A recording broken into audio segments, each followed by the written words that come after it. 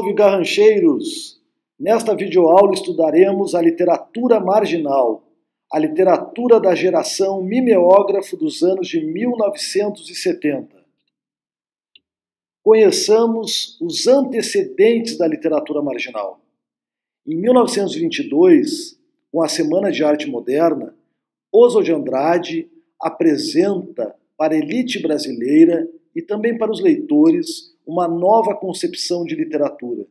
Uma literatura telegráfica, cinematográfica, feita na base do recorte da colagem, subvertendo os versos, reagindo contra os modismos que levavam os novos literatos a produzir dentro das amarras do parnasianismo.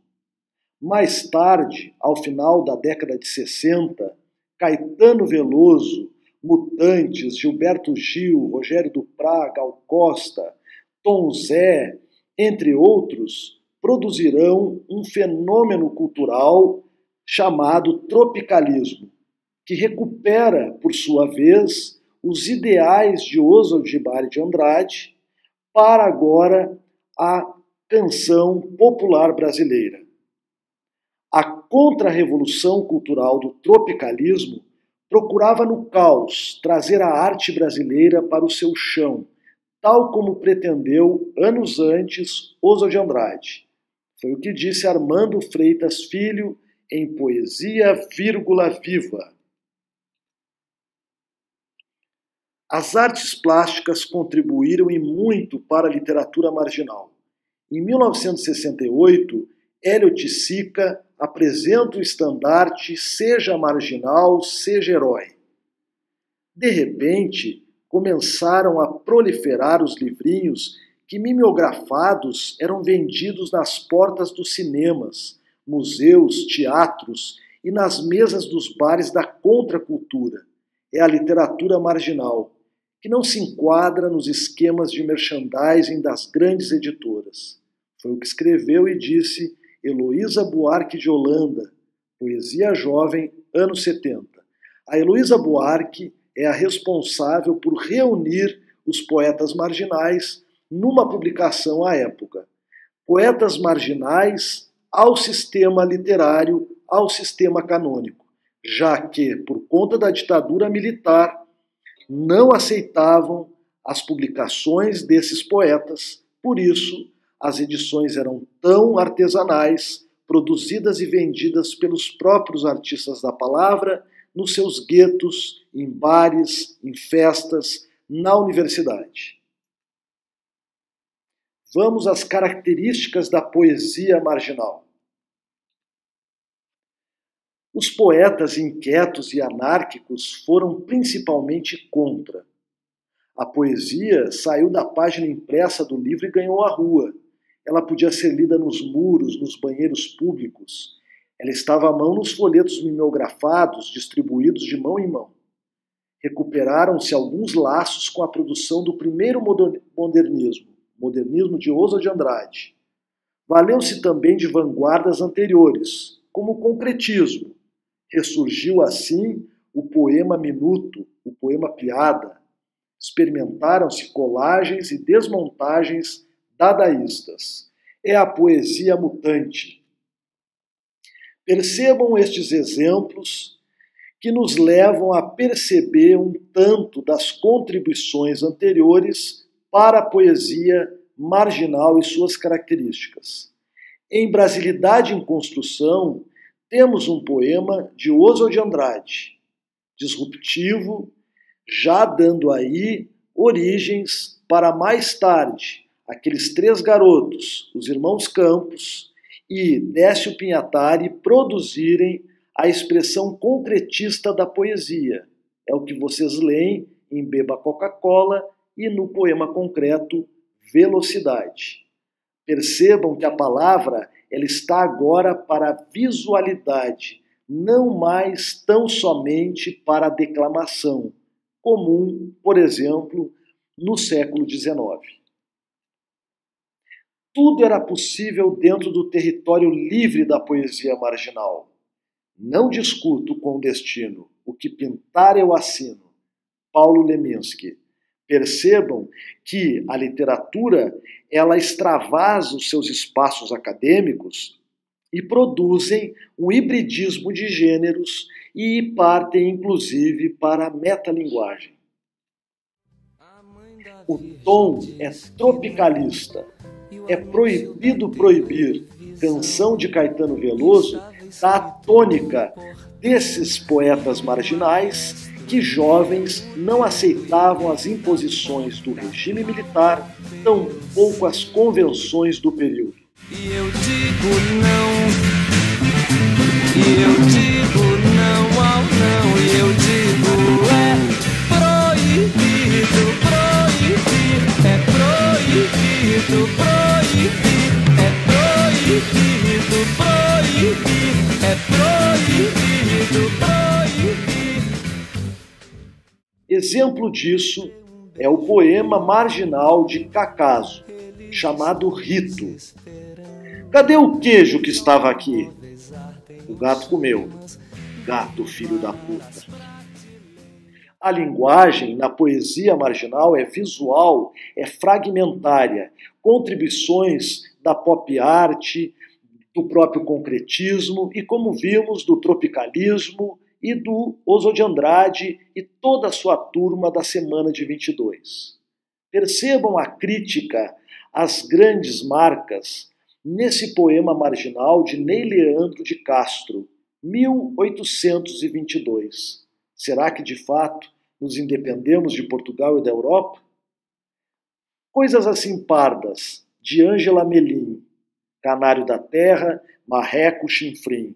Coisas assim, nomes, Rita, coisas assim pardas, mestiças, de pequeno porte, coisas de fibra, embora os jeitos desvalidos, coisas pardas vivas, pulsantes, um poema assim.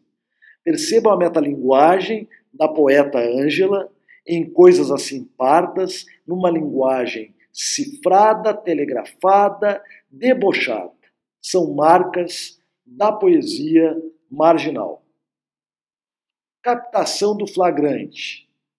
Diz a Heloísa Buarque de Holanda, polêmica, essa poesia empenha-se em absorver o que vai pelas bancas de jornal, a escrita publicitária, criminal, oficial, uma literatura de desmontagem.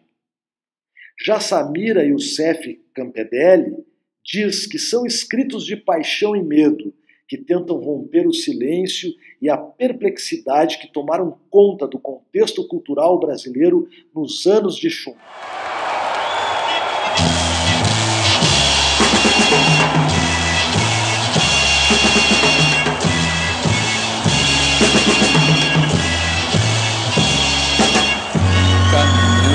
Contra o vento, sem lenço, sem documento, no sol de quase dezembro, eu vou. O sol se reparte em crimes, espaçonaves guerrilhas, em cardinales bonitas, eu vou. Em caras de presidentes, em grandes beijos de amor, em dentes, pernas, bandeiras, pompa e Brigitte Bardot. O sol nas bancas de revista me enche de alegria e preguiça. Quem lê tanta notícia, eu vou entre fotos e nomes, os olhos cheios de luz, o peito cheio de amores vãos. Eu vou, por que não? Por que não? Ela pensa em casamento e eu nunca mais fui à escola, sem lenço, sem documento. Eu vou. Eu tomo uma Coca-Cola, ela pensa em casamento e uma canção de consola. Eu vou por entre fotos e nomes, sem livros e sem fuzil, sem fome, sem telefone, no coração do Brasil. Ela nem sabe, até pensei em cantar na televisão O sol é tão bonito, eu vou sem lenço, sem documento, nada no bolso ou nas mãos, eu quero seguir vivendo. Amor, eu vou, por que não? Por que não? Por que não? Por que não? Por que não? Por que não?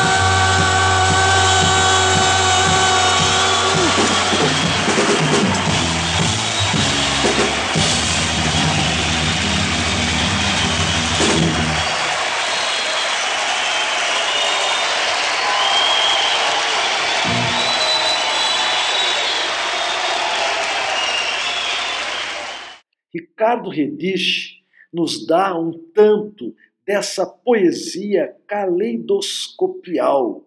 É uma poesia de fragmentos, é uma poesia de cenas. Noites Cariocas Primeira. Um grupo de adolescentes passou por mim, tomando refrigerantes, comendo cheeseburgers, trepidantes, xingando o vestibular de 1978. Na Avenida Maresia rodeava os carros afoitos, lâmpadas de mercúrio brilhavam suas luzes libertinas. Você desvendava bolhas de ar quente no vento frio, enquanto um ano passado, emariambado, girava no quarto de espelhos do meu cérebro, atravessado por córregos de cachaça. Fileiras de cadáveres estendiam-se na areia de Ipanema, esperando a flor decapitada do maracujá celeste. Na manhã seguinte, eu te procurava no caos dos lençóis, sonhando com um castelo de mosaicos bizantinos. Os malditos do mimeógrafo. Com ousadia, a geração da chamada poesia marginal rompeu as regras do mercado editorial para dar vazão a uma literatura igualmente transgressora. Uma grande voz desse período foi também grande Ana Cristina César, que nasceu em 1952 e faleceu em 1983. Suas obras-primas são Luvas de Pelica, de 1980, e A Teus Pés, de 1982. Samba-canção é um exemplo muito vívido da poesia de Ana Cristina César. Tantos que ouvi de graça pelo telefone, daí, eu fiz tudo para você, fui mulher vulgar, meia bruxa, meia fera, risinho modernista, arranhando na garganta, malandra, bicha, bem-viada, vândala, talvez maquiavélica, e um dia emburrei-me, vali-me de mesuras, era uma estratégia, fiz comércio, avara, embora um pouco burra, porque inteligente me punha, logo rubra, ou ao contrário, cara, pálida que desconhece o próprio cor-de-rosa, e tantas fiz, talvez, querendo a glória, a outra, cena à luz de spots, talvez apenas teu carinho, mas tantas, tantas fiz. Ana Cristina César trabalha com o espaço da palavra para além das convenções, como faziam os concretistas da década de 50 em diante. Está aí um exemplo da sua poesia marginal, da sua poesia concreta, da sua poesia oswaldiana, da sua poesia proibida.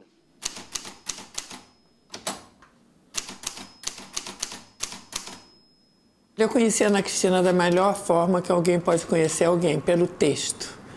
Eu estava fazendo uma antologia que foi a 26 Poetas Hoje, que marcou uma época aí com os poetas marginais, e uma professora dela, que era minha amiga, me mostrou um texto. Olha essa poesia aqui de uma aluna minha, acho que você vai gostar. Eu adorei imediatamente e marquei o encontro com ela. Aí a Clara, minha amiga, arrastou ela olhou e disse bom dia, ficou vermelha e sumiu. Eu só fui ver ela depois que o livro estava pronto. Esse aqui chama Samba-canção. Tantos poemas que perdi, tantos que ouvi de graça pelo telefone. Tá aí, eu fiz tudo para você gostar. Fui mulher vulgar, meia bruxa, meia fera, risinho modernista arranhado na garganta, malandra, vândala, talvez maquiavélica, e um dia emburrei-me, vali-me de mesuras, era uma estratégia. Fiz comércio, avara, embora um pouco burra, porque inteligente me punha logo rubra, ou ao contrário, cara pálida que desconhece o próprio cor-de-rosa. E tantas fiz, talvez querendo a glória, a outra cena à luz de spots. Talvez apenas teu carinho, mas tantas, tantas fiz.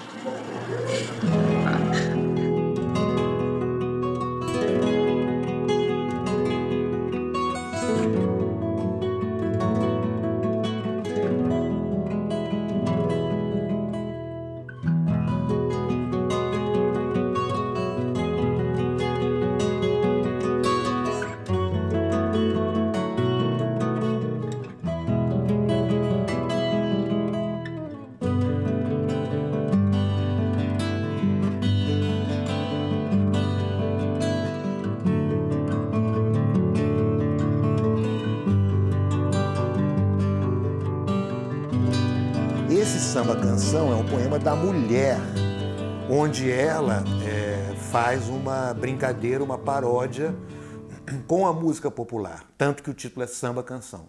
O próprio ritmo do poema. Então esse, por exemplo, assim, no livro A Teus Pés, tem muitos poemas que puxam para prosa e ela tem também uns livrinhos escritos em prosa pura. Nem por isso ela deixa de ser poeta, são prosas poéticas. Esse aqui é um dos mais versificados que ela tem. A Ana Cristina, para mim, foi uma pessoa muito legal porque ela me apresentou os amigos, ela me inseriu. Ela foi uma das pessoas que me inseriu nesse mundo que era o mundo do Baixo Leblon, da literatura, das artes, da geração marginal, daquela época, né? Que a PUC, na época, era um centro fervilhante disso, né? Então, todo mundo nos diretórios, fazendo política contra a ditadura, lutando por bolsas. Ela, nessa época, ela tinha uma participação política muito intensa, né? Depois a gente teve um período de afastamento, porque ela foi para a Inglaterra, foi viver a vida dela, né, na Inglaterra e tal. E eu fiquei por aqui, mas quando ela voltou da Inglaterra, a gente se encontrou. E a gente ficou muito amigo, né? Era uma amizade literária, nunca fui namorado da Ana Cristina. Mas a gente se entendeu muito bem, a gente curtia muito certas coisas. Eu tinha as minhas curtições, ela tinha as curtições, mas nós tínhamos algumas em comum. Por exemplo, a poesia em língua inglesa, né? Ela era uma super poeta. Ela era muito inteligente, é uma ensaísta em potencial daquelas. Se ela não tivesse morrido, realmente ela seria uma grande intelectual, não apenas uma poeta. Ela não parava de fazer literatura. Sabe, era um corpo literário, era uma coisa, isso devia dar uma ansiedade nela também enorme, porque ela não relaxava. Relendo as cartas, eu não me lembro do que eu escrevi para ela, eu só tenho o que ela escreveu para mim. Então eu vejo sempre ela dizendo, você para de reclamar que eu não escrevo, que eu só faço literatura, era isso. Ela por um minuto me falava uma coisa comum.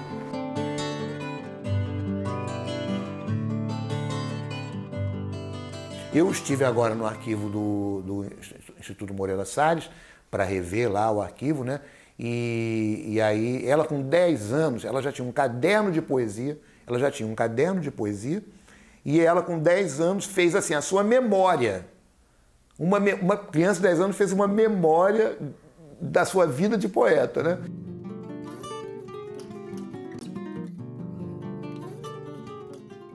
Tem aqui os poemas, 2 poemas que eu publiquei, porque teve uma época que eu era o editor do suplemento literário da Tribuna da Imprensa. Um dos poemas que eu publiquei é esse aqui, chama-se Nada Esta Espuma.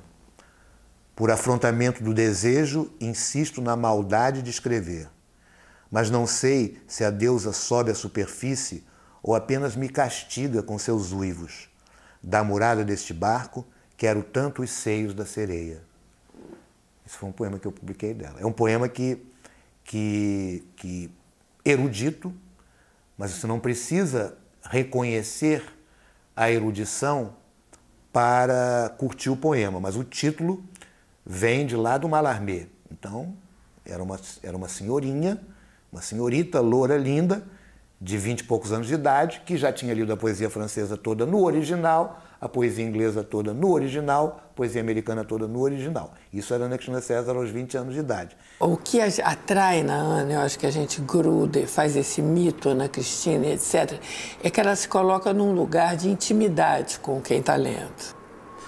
E então é uma coisa muito bonita e muito atraente, né? Você é sugado por ela. Eu reparo as pessoas que não conheciam, bem jovens, né? Todo mundo é doido por Ana Cristina. Ela ainda é uma poeta que exige um certo traquejo nas questões literárias, né?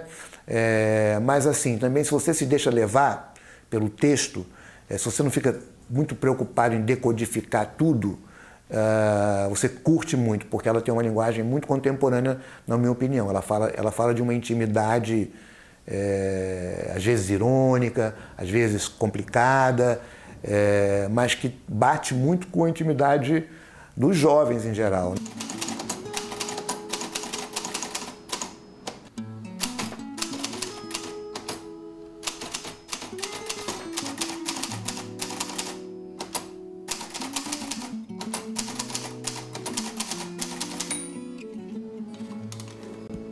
Eu fico apaixonada, assim, sempre, desde a primeira vez que eu li, não lembro qual foi, mas foi do A Teus Pés, assim, foi algum poema, né, porque tem cartas, mas eu li algum poema dela que eu falei, gente, quem é essa mulher incrível?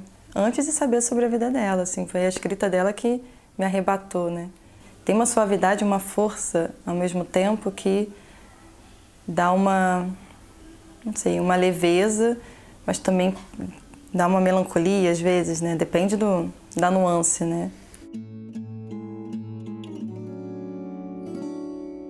É sempre dizer um pouco de uma angústia, né? Que ela falava que a angústia fala entupida, né? Então essa fala entupida, então ser bastante verdadeira em relação a isso. E por outro lado, se dizer como um personagem. Então, quem fala na poesia de Ana Cristina César? Fala a personagem Ana C.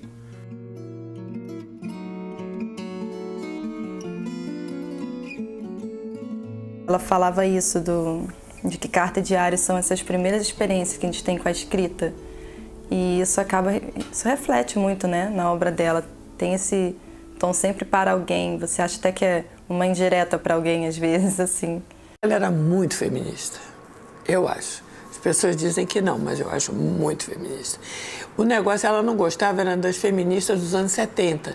Feminismo dos anos 70, 60, 70, era muito marcação de posição, era muito chato. Ela fez questão de não se render ao essencialismo das figuras homem e mulher. Eu acho que isso é uma outra coisa da literatura dela que te pega pelo pé, porque é o que todos nós sentimos, mas a gente é moldado para não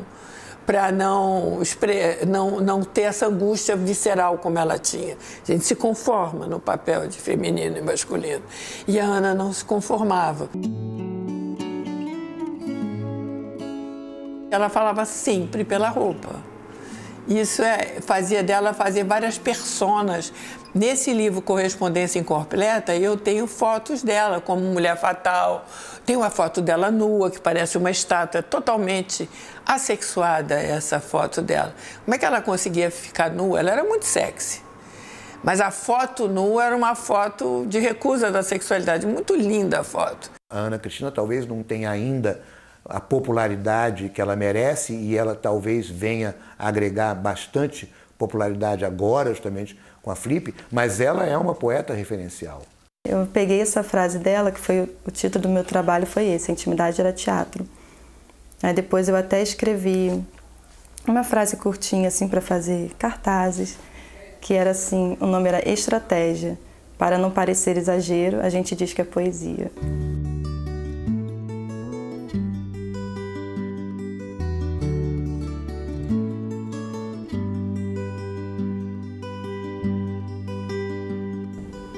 Pela primeira vez eu infringi a regra de ouro e voei para cima, sem medir as consequências.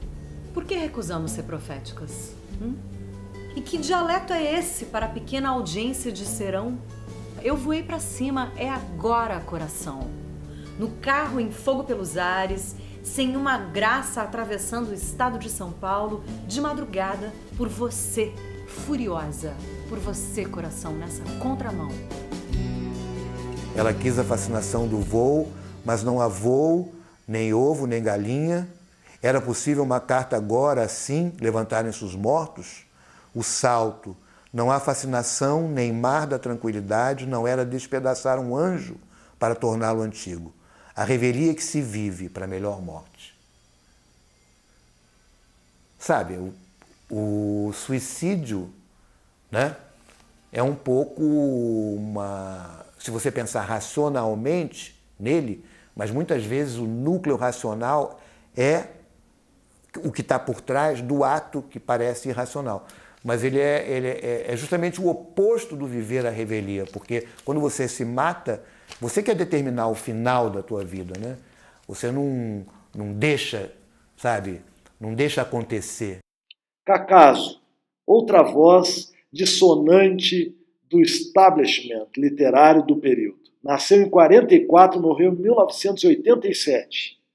Jogos Florais, seu mais antológico poema. Intertextual, sabemos, com a Canção do Exílio de Gonçalves Dias. Minha terra tem palmeiras onde canto o tico-tico. Enquanto isso, o sabiá vive comendo meu fubá. Ficou moderno o Brasil, ficou moderno o milagre. A água já não vira vinho, vira direto vinagre. Minha terra tem palmares, memória, cala-te já. Peço licença poética, Belém, capital Pará. Bem, meus prezados senhores, dado o avançado da hora, errate efeitos do vinho, o poeta sai de fininho. Será mesmo com 2 S's que se escreve passarinho? Percebam esse cala-te já produzindo ali uma linguagem informativa. Belém, capital Pará. Era o que acontecia nos jornais à época, quando censurados, eles usavam os espaços que ficariam em brancos com informações, receitas de bolo, entre outras.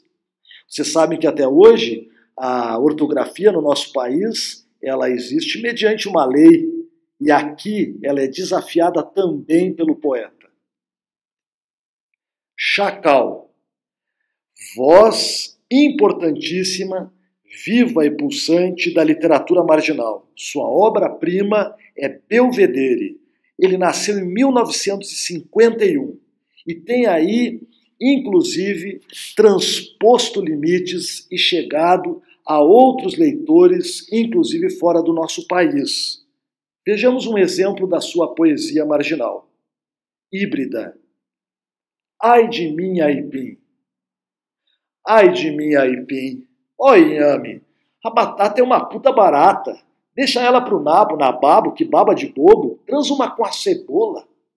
Aquele hálito, que hálito, me faz chorar. Então procura uma cenoura, coradinha, mas muito enrustida. A abóbora tá aí mesmo. Como eu gosto de abóbora. Então namora uma. Falou. Vou pegar meu gorrinho e sair por aí para procurar uma abóbora maneira. Tem mais aipim? Tem mais inhame. Tentar definir, então, né? O que é poesia artesanal, poesia marginal, geração mimeógrafa, o que essas coisas querem dizer?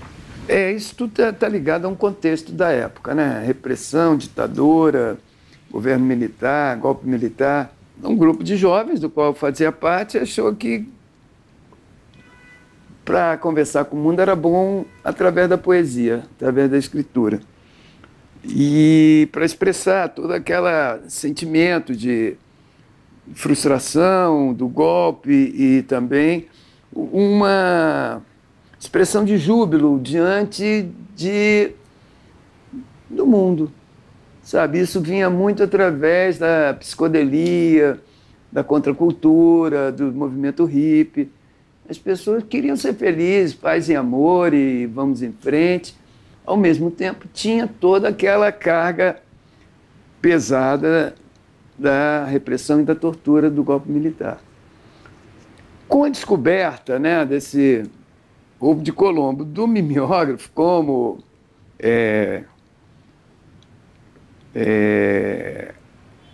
forma de produção do livro, sem precisar passar por editores e editoras, todo aquele sistema oficial, as pessoas começaram a escrever e publicar aquilo que estava engasgado, porque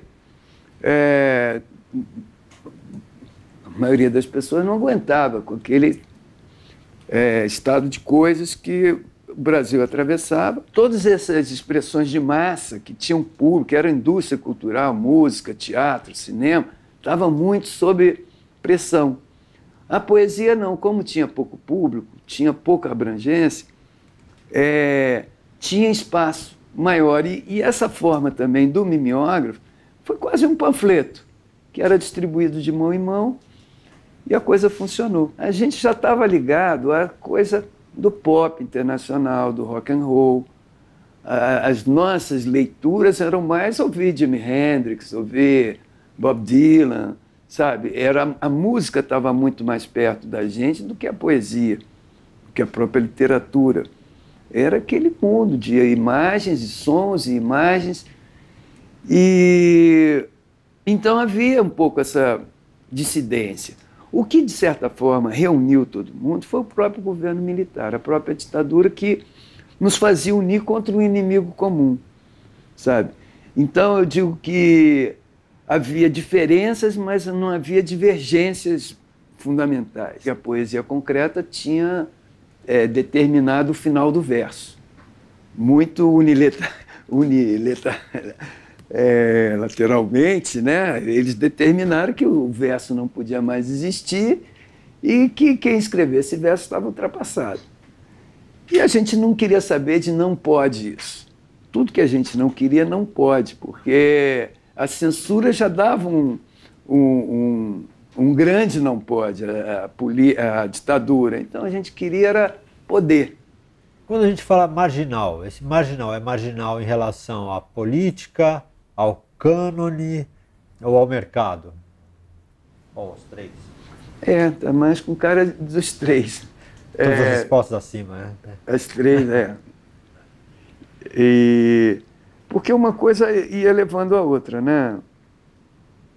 Você não vai inventar um processo novo com uma poética antiga, não há motivo. Se você tem a poética antiga, você vai no processo tradicional do livro, sabe? Se eu escrevesse sonetos, eu ia buscar uma editora tradicional, porque eu não estava preocupado em inventar uma outra coisa. O Torquato Neto ele tem uma frase que sempre me retorna, que ele diz o seguinte: é preciso ser medula e osso da cultura brasileira, sabe? Ou seja, você acaba tendo que ser a informação, né, que é a medula, e você tem que ser a estrutura, que é o osso onde passa essa informação. Então, a poesia marginal, ela tem isso, sabe? Ela tem uma informação nova e ela criou uma estrutura para essa poética nova poder aparecer, senão não ia aparecer. Teve algum momento que a poesia marginal virou central? Que tinha tanta gente fazendo que ela que passou a ser... Foi nesse período dos anos 70, né? O ápice disso é quando a Heloísa publica a antologia 26 Poetas Hoje. Por quê? O que acontecia? Ela mesma, mais o Cacaso, mais outros professores e escritores, eles começaram a publicar nos jornais, nos pequenos jornais, tinha o Opinião, tinha o Argumento, tinham pequenos jornais alternativos dentro da ditadura e tal, que começou a falar da poesia marginal. Haviam discussões acaloradas entre a academia, que não admitia a poesia marginal, contra os professores e jovens poetas que afirmavam essa nova poesia. Então, ali havia muita essa discussão, mas o poema mesmo, pouca gente entendia, porque os livros eram difíceis de achar, porque os livros eram extremamente frágeis e se dissolviam no vento. Aí a Heloísa falou, não, vamos fazer uma antologia. Pintou o editorial Láboro, uma editora espanhola, com uma importância, né, um capital e tal, e aí a Heloísa propôs essa antologia, que saiu, não sei, mais de 1000 exemplares, e os livros foram muito consumidos. Então, ali naquele momento, a antologia é de 76. Então, foi o ápice da poesia marginal, porque havia o livro para você conhecer os poetas, havia a discussão na mídia e havia a Nuvem Cigana entrando com essas performances ao vivo, essas artimanhas. Então, estava ali o quadro formado, sabe? As pessoas iam ver as performances, aí também ouviam a gente falando os poemas e falavam, é isso que vocês escrevem, é isso que está no livro, aí compravam os livros. Os poetas acadêmicos falavam o quê? Eles falavam que não era uma coisa séria, não era uma poesia séria, não era uma poesia com acabamento, sabe? Não tinha estrutura, o verso, não tinha o diálogo com a tradição. E você acha que no futuro vai estar nos livros de história da literatura? Já está, né? Já está. A gente deixou de ser marginal para ser magistral, sabe? Somos clássicos já. Entramos em todo. O Leminski, apesar de não concordar com esse nome, de ser marginal, mas ele tinha esse processo também independente de fazer os livros dele e sair distribuindo. E tinha uma poética semelhante em alguns momentos, do coloquial, próxima do coloquial. Vendeu 100 mil exemplares esse ano. Isso para um livro de poesia é algo inédito. A Flip, toda edição da Flip agora tem os poetas marginais. O ano passado foi Chico Alvim, Zuca Sardana, Nicolas Berra, esse ano foi o Charles Peixoto. E então é uma coisa que já é o último movimento estudado como movimento nas academias, sabe? É a poesia marginal. Depois disso, são livres atiradores. Você acha que a poesia que se faz em internet hoje, ela é uma herdeira desse movimento?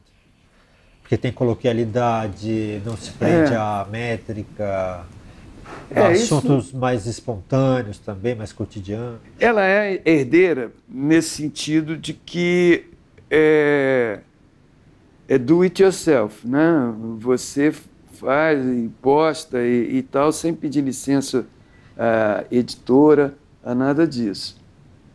E potencialmente ela tem o poder de alcançar milhões de pessoas. A Poesia Marginal, o primeiro livro que a gente fez, era 100 exemplares, sabe? Por outro lado, a própria era digital, ela cria esse termo que eu gosto muito, que é a hipertrofia informacional. Ela cria um excesso de informação que as coisas não acontecem mais. Aquela sua comparação em relação à contestação, é o agrotóxico espantalho, como é que é isso?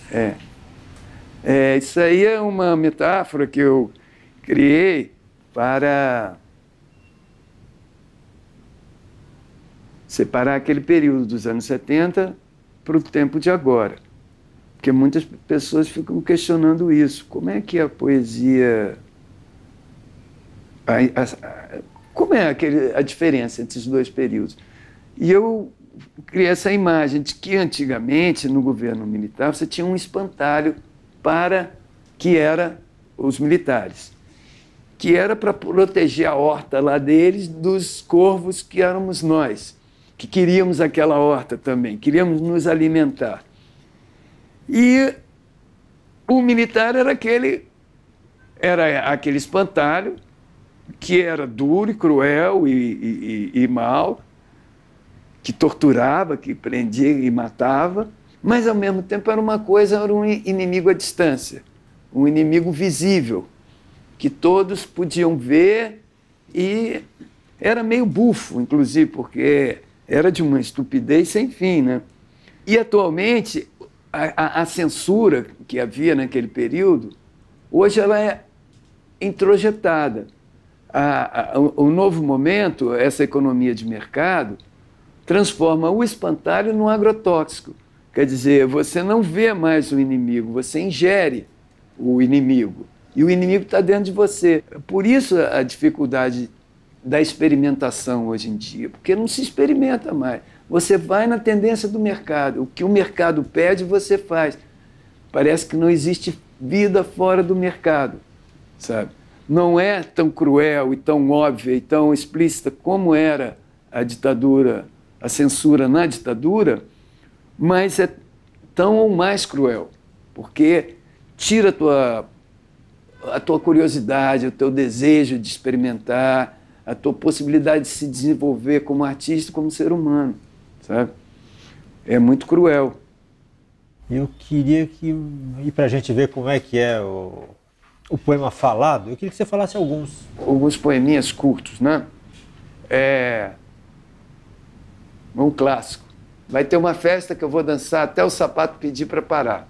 Aí eu paro, tiro o sapato e danço o resto da vida. Chama-se Rápido e Rasteiro. Só o impossível acontece. O possível apenas se repete. Se repete, se repete, se repete. É o título de um livro meu, diz assim, a vida é curta para ser pequena. A vida é curta para ser pequena.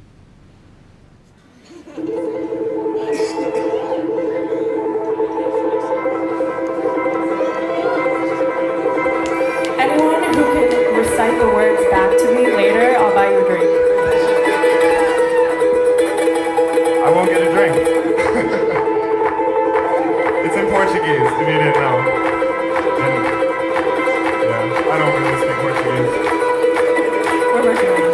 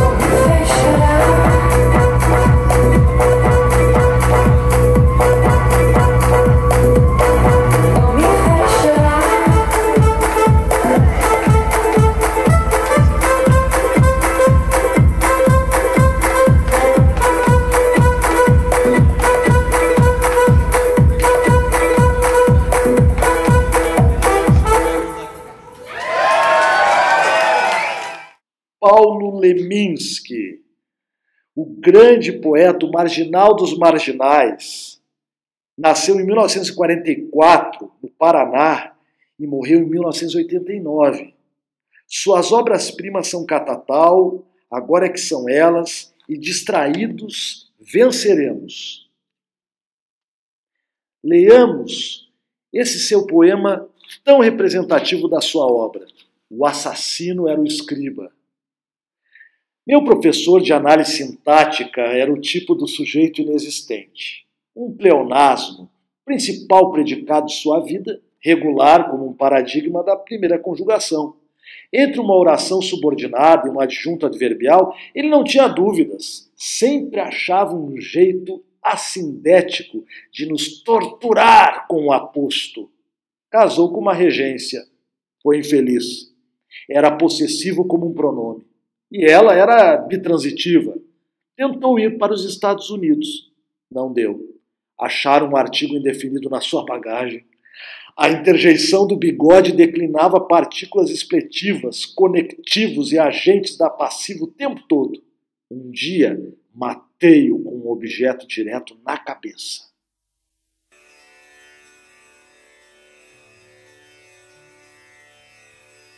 Em mim, eu vejo o outro, e outro, e outro. Enfim, dezenas.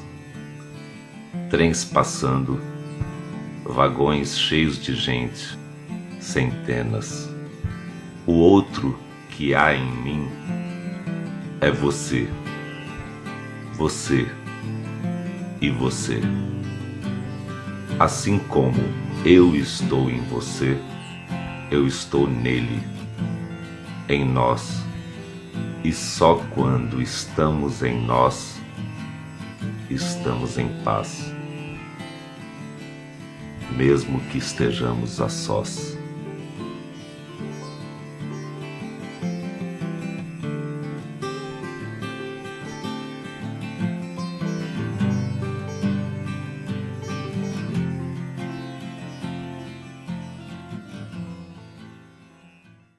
Nicolas Ber nasceu em 1958.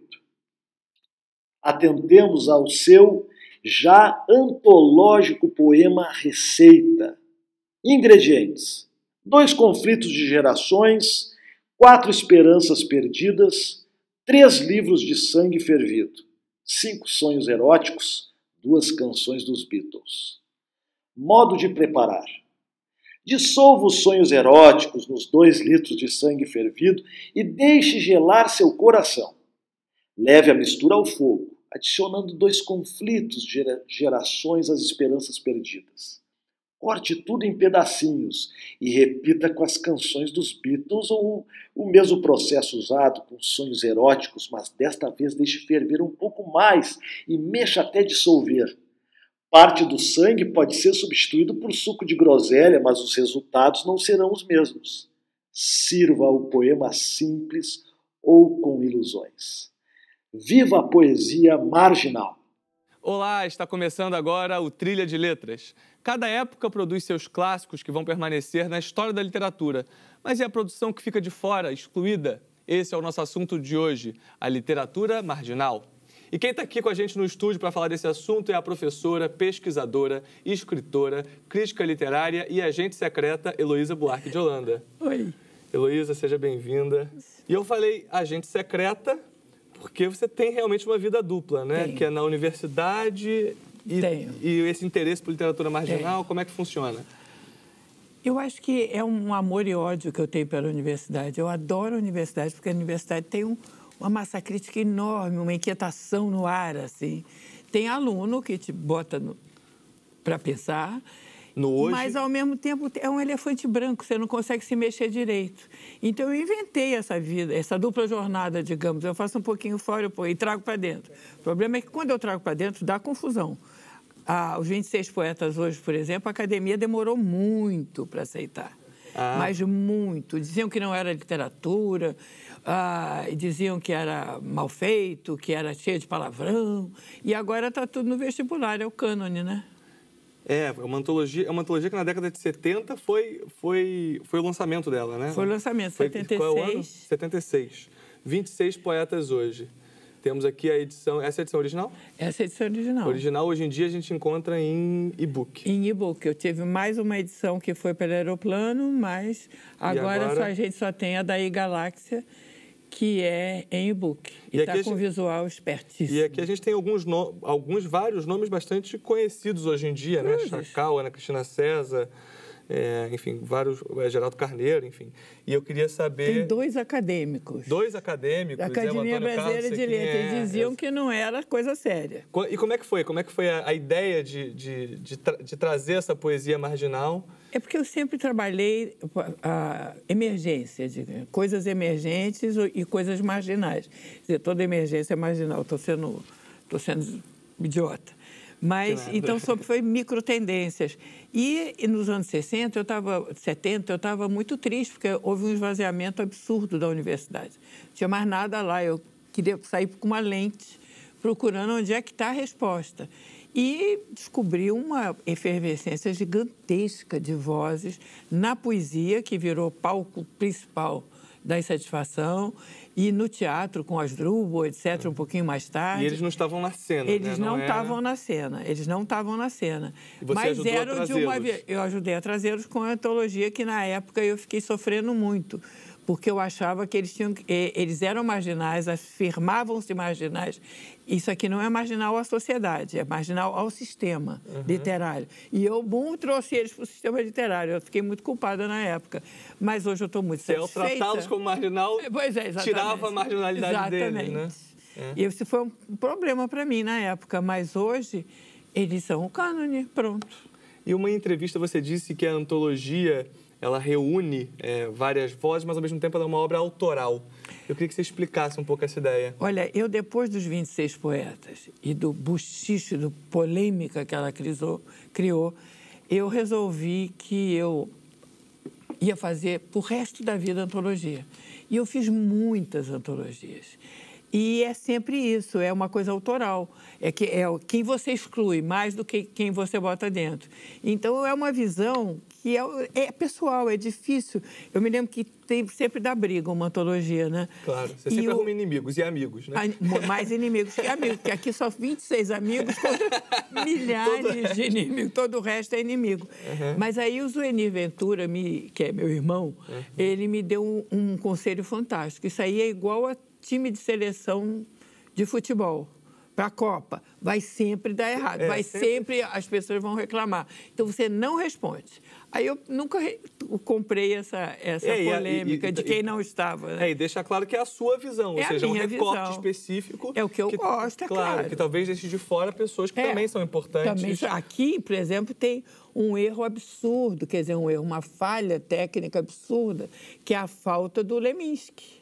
Mas o Leminski estava no Paraná, naquela época eu não sabia que ele tinha nascido. Não tinha internet. Não tinha internet, eu não sabia que existia o Leminski, ele não estava na cena. Você pega o que está em volta, né? E de onde vem esse seu interesse em olhar para o outro, né? Para o que está à margem? Eu acho que isso é genético, porque eu nunca me senti muito bem na academia. Eu fui para a academia fazer grego. Eu me formei em grego. Nossa. Quer dizer, totalmente... Tudo a ver. Tudo a ver. E aí eu sempre me senti meio esquisita ali dentro. Muito apaixonada pela academia, mas muito esquisita. Então eu resolvia ver quem é que estava fora e até hoje eu trabalho isso. Agora eu estou trabalhando loucamente as mulheres. Passei 20 anos trabalhando na periferia. Então é uma coisa sempre de... São assuntos assuntos que me interessam, aqueles excluídos. Que estão vibrando, né? Que nem eu me sentia na academia, uma coisa fora d'água. Marginal é um termo com muitos sentidos, né? O nome já diz e abrange tudo que está aquilo à margem. Mas, afinal, o que é a literatura marginal? Vamos ver aí. Bom, eu acho que literatura marginal surgiu com a própria Luísa Buarque, né? Nos anos 70, 80, quando reuniu Ana Cristina César, Chacal, um monte de gente numa coletânea. Não havia ideia de um movimento literário que fechasse numa direção só, né?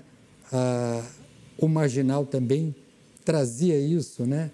O não querer um caminho definido através de manifestos, porque, de certa forma, aquela poesia estava incomodando essas coisas que já estavam cristalizadas, né? Sabe, já eram cânones.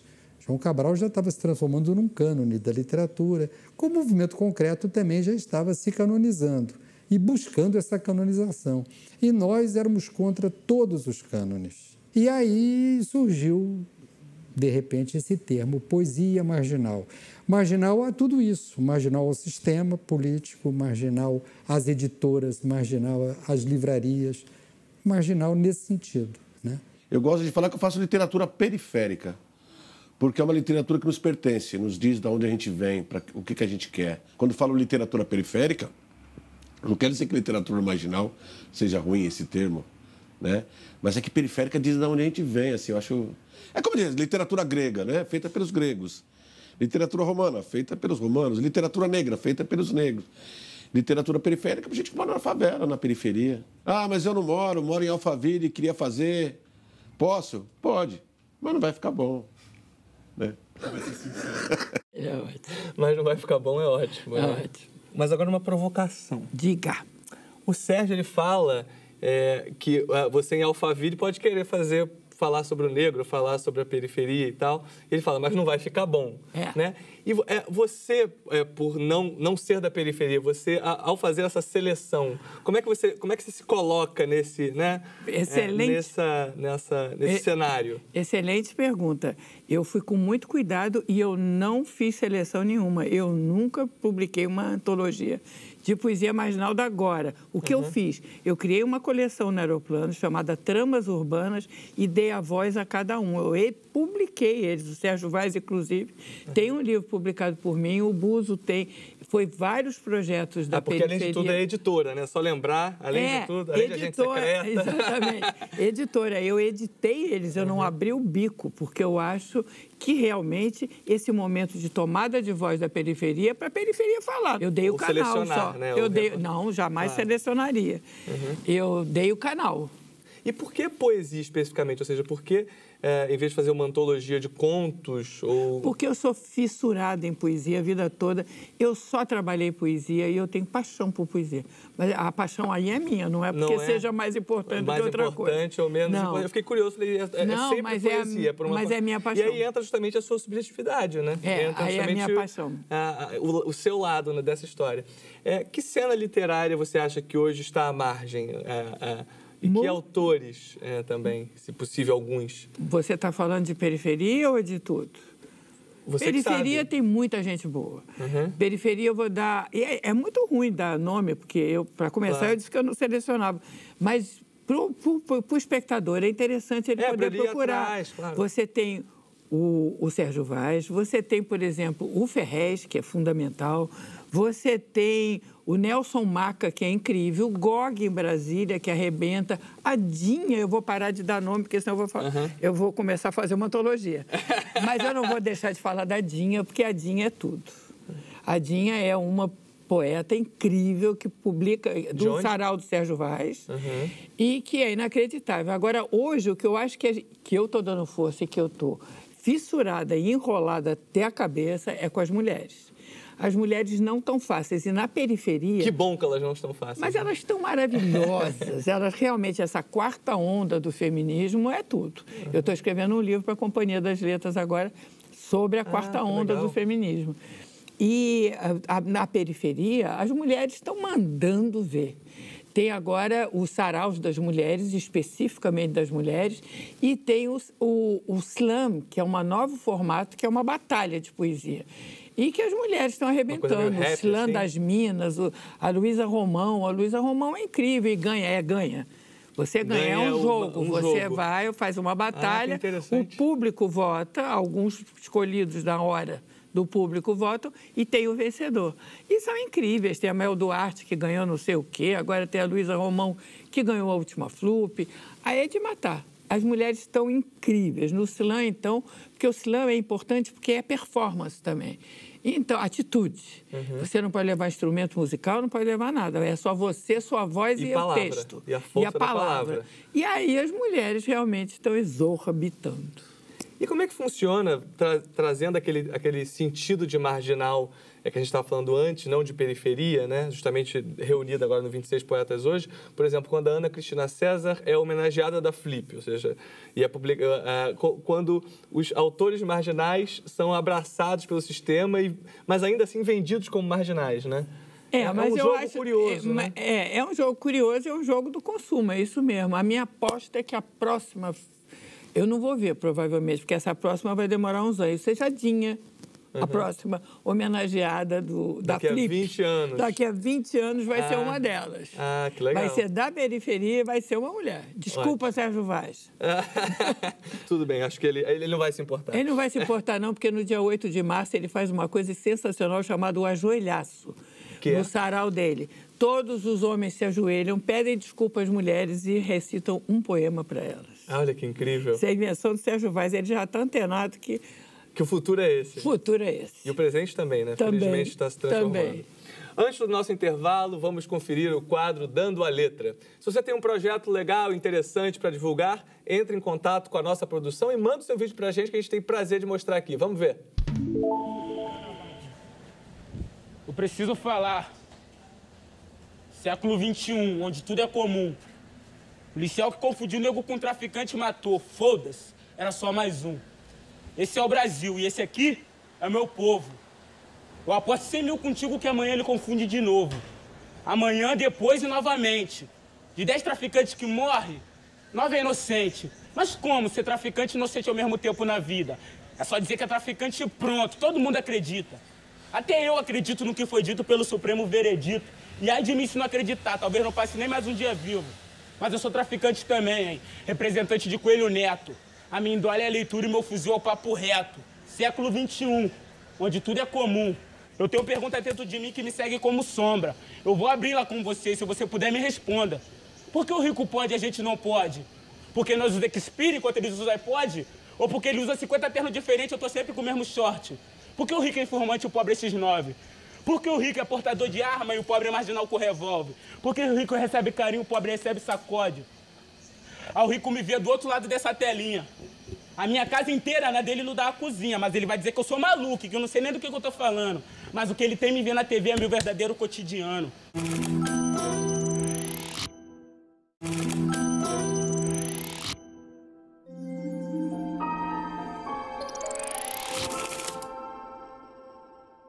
Olá! Hoje eu vou falar de Pornopopeia, de Reinaldo Moraes. Ele que é considerado um escritor de alto nível dentro da chamada literatura marginal. O livro é de 2009, conta a história de um ex-cineasta que faz filmagens para marcas duvidosas, comerciais, e é convidado para fazer para uma determinada marca de embutidos de frango. A partir daí ele se envolve com sexo, drogas, com o assassinato de um traficante, foge para uma cidadezinha e tem muita coisa que vem aí. O leitor fica hipnotizado de tanta história. Vou ler um trechinho para vocês de uma conversa que ele tem com um amigo, porque os diálogos são muito realistas e também engraçados. Um amigo quer que ele saia, ele não quer sair e ele explica por quê.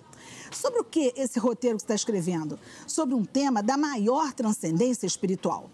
Embutidos de frango. Ah, Ingo riu de se dobrar. Embutidos de frango, Zequinha, porra. Vai trocar uma surubramine, zebuba da gagosa, por embutidos de frango? Vou. Zequinha, relaxa. Deixa os embutidos para uma hora mais propícia. Tudo acontece no seu devido tempo. Não é você quem decide o quê, quando, onde. É o destino. Zequinha responde bem, né? E nós, leitores, a gente também, nesse livro, não decide quando, o que, onde. É o destino. Eu entrei no seu site, aliás, indico todo mundo a entrar no seu site, porque tem várias abas com coisas interessantes e assuntos interessantes. Eu vi alguns projetos que você tem a Universidade das Quebradas, Periferias Literárias. A gente chama os artistas, os intelectuais e os ativistas da periferia para ensinar e trocar saberes com a universidade. É muito lindo esse projeto. Que legal. A gente dá filosofia, antropologia, história da arte, história da literatura e ouve aulas de todos, do que se quer. Literatura marginal, sobre o rap, tem discussões sobre o funk, tem discussões sobre grafite, tem discussões sobre violência, tem discussões sobre urbanismo. E por todos esses trabalhos você ganhou o prêmio Quixote, né? Do Sérgio Vaz. Sérgio Vaz me deu. É o prêmio que eu acho mais importante da minha vida. Eu ganhei já alguns. Inclusive, faz a diferença do Globo, que eu boto muito abaixo do prêmio pelo seu trabalho, do Cooperifa. Da Cooperifa. Eu fiquei tão feliz, porque eu tenho sempre um receio de invadir aquele território. Quando eu ganhei esse prêmio, eu me senti autorizada a continuar. E falando dessa voz da periferia e que a gente está falando, entra um novo aspecto nesse cenário, que é o digital. Como é que o digital também entra ainda nesse universo? É um pouquinho periférico, né? Que a literatura tem a turma do livro, né? Do papel, do cheirinho do papel, né? O cheirinho do papel eu acho uma bobagem, porque a tecnologia pode criar o cheirinho do papel no Kindle. Claro. É muito fácil, o aroma é muito fácil criar. Mas eu estou brincando. Mas é que o digital... Daqui a 20 anos, talvez. Mas o que eu acho muito fascinante no digital, eu adoro o livro papel, jamais abandonarei o livro papel, mas eu acho que o digital é um laboratório gigantesco para expandir as práticas da palavra. Agora, há 2 anos atrás, eu fiz uma antologia chamada Poesia, onde eu levei isso muito mais radicalmente.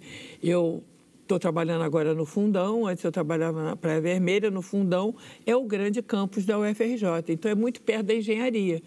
E eu casei com a engenharia.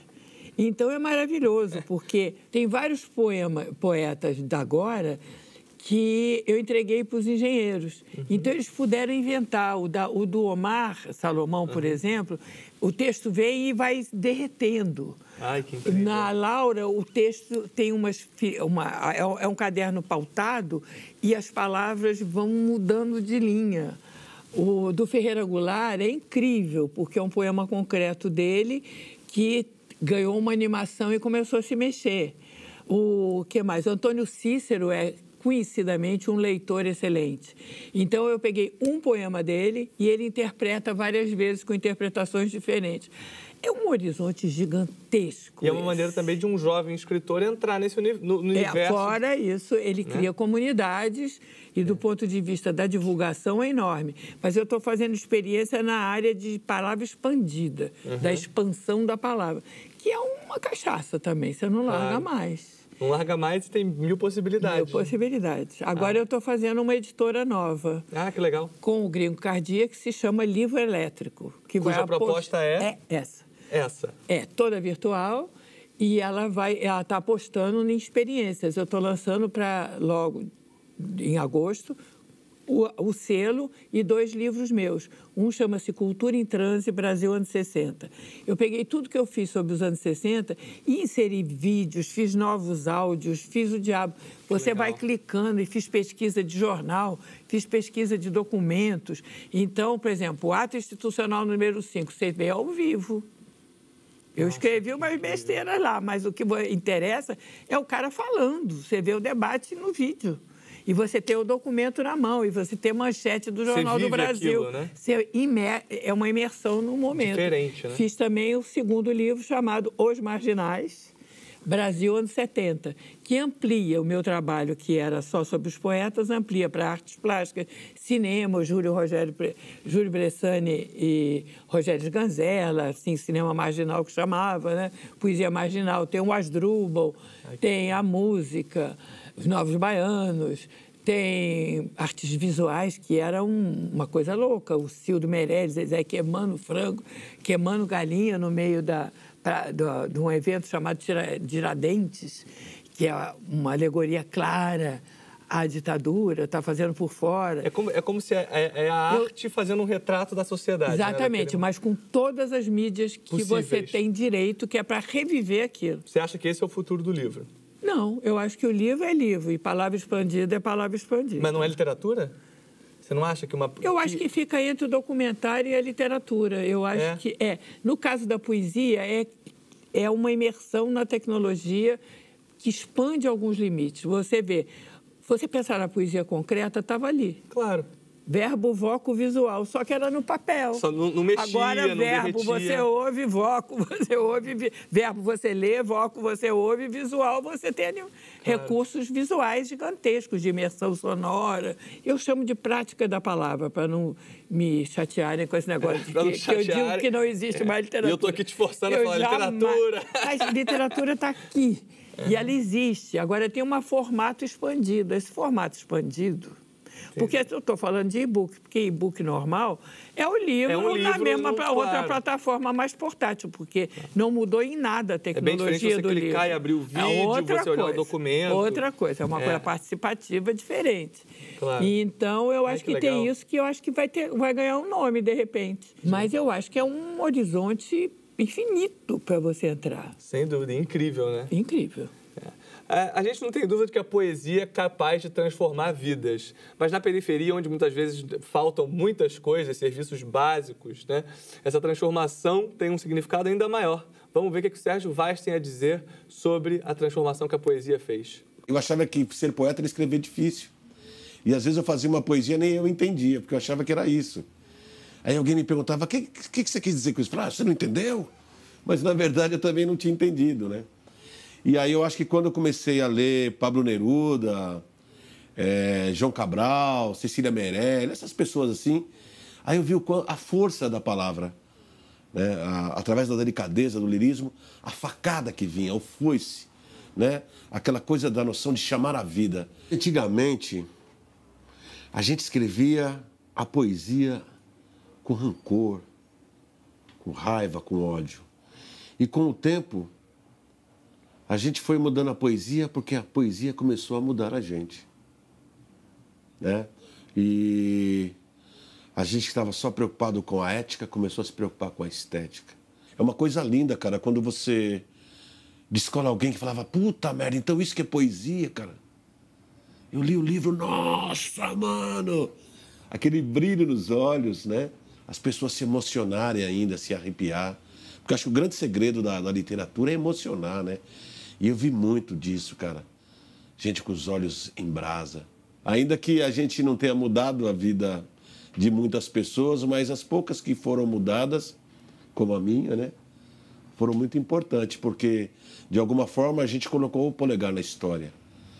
Ainda que os grandes historiadores não contem a nossa história, mas ela é contada todo dia nos becos, nas vielas, nas favelas, nas escolas públicas, nos saraus. Então a gente está crescendo junto com a literatura que a gente está fazendo. Uau, que depoimento incrível, hein? Não, inacreditável. Eu estava vendo, estava comovida com o que o Sérgio Vaz está falando. Então eu diria o seguinte, a literatura marginal é também uma palavra expandida. Não é só a digital que é expandida, porque no tempo, tradicionalmente, historicamente, a poesia é para... não é clara, não tem um projeto social claro. Ela pode ser uma poesia política, mas, em princípio, ela é para ser lida e para exprimir o universo de alguém, tá? Claro. A subjetividade de alguém. E, no caso da poesia marginal, o próprio Sérgio Vaz fala que é o poeta cidadão. O poeta cidadão não se contenta em fazer poesia. Traz essa força política, Ele tem que formar poetas. Ele tem que levar a poesia. Ele é pedagógico. Ele cria cidadania. Ele expande a palavra para quem não tinha. Então, eu acho que, no momento, você tem... Esses marginais são maravilhosos, né? Todos. Os atuais, eu acho que, além do universo digital, que é uma expansão, você tem que prestar atenção na poesia marginal, que tem um compromisso extraliterário que é belíssimo. É só ouvir o que ele acabou de dizer. Coloca o polegar na história, né? Exatamente. É isso. Infelizmente, nosso programa chegou ao fim. A gente faz agora assim. Vai. Pronto.